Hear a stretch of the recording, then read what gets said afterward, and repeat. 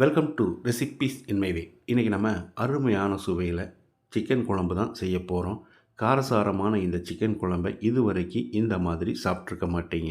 சாதம், சப்பாத்தி, பரோட்டா, இட்லி, தோசை எல்லாத்துக்கும் பொருத்தமாக இதை எப்படி செய்கிறது, இதுக்கு தேவையான பொருட்கள் என்ன பார்க்கலாம் வாங்க. இந்த குழம்புக்காக 3/4 கிலோ சிக்கன் க்ளீன் பண்ணி எடுத்து வச்சுருக்கேன். நீங்கள் இன்னும் கூட சின்ன சின்ன துண்டுகளாக கட் பண்ணி வாங்கிக்கோங்க, அப்போ தான் டேஸ்ட் நல்லாயிருக்கும். பேனில் 2 டேபிள் ஸ்பூன் நல்லெண்ணெய் ஊற்றிக்கலாம். இந்த குழம்புக்கு நல்லெண்ணெய் நல்லா டேஸ்ட்டாக இருக்கும். இதில் 6 பல் பூண்டு, 1 இன்ச் அளவுக்கு 2 துண்டு இஞ்சி, 4 அல்லது 5 வரமிளகாய் காரத்துக்கு தகுந்த மாதிரி நீங்கள் சேர்த்துக்கோங்க. 3 டேபிள் ஸ்பூன் மல்லி, 2 டேபிள் ஸ்பூன் மிளகு, 3 கொத்து கருவேப்பிலை. அளவான தீயில் 1 நிமிஷம் இதை வறுத்துக்கலாம்.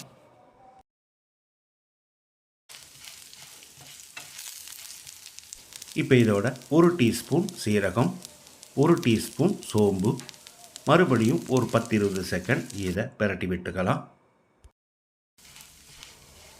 வாசனை வர்ற அளவுக்கு நல்லா வறுவிட்டுருச்சு. மீடியம் சைஸில் 3 பெரிய வெங்காயத்தை நீளவாக்கில் நறுக்கியிருக்க இதை போட்டு வதக்கிடலாம். கண்ணாடி பதத்துக்கு வதங்கணும்.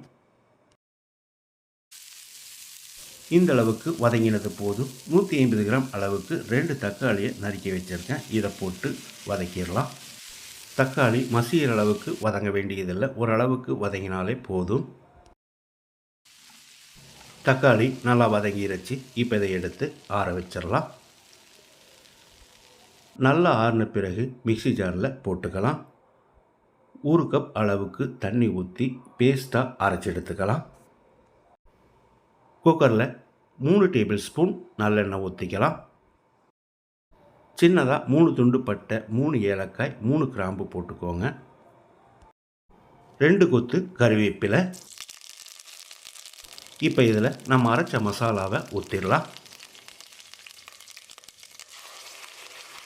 தேவையான அளவு உப்பு சேர்த்துக்கலாம். நான் 3 டீஸ்பூன் உப்பு சேர்க்கிறேன், பத்தலைனா மறுபடி கூட போட்டுக்கலாம்.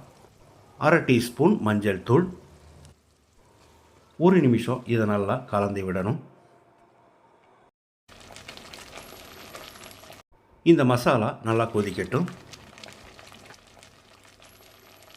இந்த அளவுக்கு கொதித்து வந்த பிறகு நம்ம சிக்கனை சேர்த்துடலாம். சிக்கனை சேர்த்த பிறகு 1 நிமிஷம் நல்லா பிரட்டி விடணும்.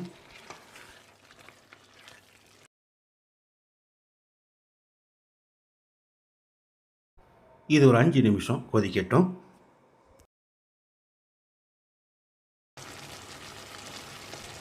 இந்த மாதிரி கொதித்து வரும்போது தேவையான அளவுக்கு தண்ணி ஊற்றிக்கலாம். நான் 1 கப் அளவுக்கு மிக்ஸி ஜார் அலசி தண்ணி சேர்க்கிறேன். தண்ணி சேர்த்து கலந்து விட்ட பிறகு உப்பு சரி பார்த்து போட்டுக்கோங்க. இப்போ குக்கரை மூடி அதிகப்படியான தீயில் 1 விசிலும், குறைஞ்ச தீயில் 2 விசிலும் விட்டு எடுத்தால் சிக்கன் நல்லாவே வெந்துடும். அதிகப்படியான தீயில் 1 விசிலும், குறைஞ்ச தீயில் 2 விசிலும் விட்டு எடுத்திருக்கேன். மணக்க அருமையான சுவையில் மிரட்டலான மிளகு கோழி குழம்பு ரெடி ஆயிருச்சு. பொடியாக நறுக்கின மல்லி இலையை தூவி கலந்து விட்டு இறக்கிடலாம். சாதம், சப்பாத்தி, பரோட்டா, இட்லி, தோசைன்னு எல்லாத்துக்கும் பொருத்தமான இந்த மிளகு கோழி குழம்பை இதே மாதிரி இதே அளவுகளோடு நீங்கள் செய்து பாருங்கள். இந்த வீடியோ பிடிச்சிருந்தா லைக் பண்ணுங்கள், கமெண்ட் பண்ணுங்கள், ஷேர் பண்ணுங்கள். சப்ஸ்கிரைப் பண்ணாதவங்க சப்ஸ்கிரைப் பண்ணுங்கள். மறக்காமல் பெல் பட்டனை கிளிக் பண்ணுங்கள்.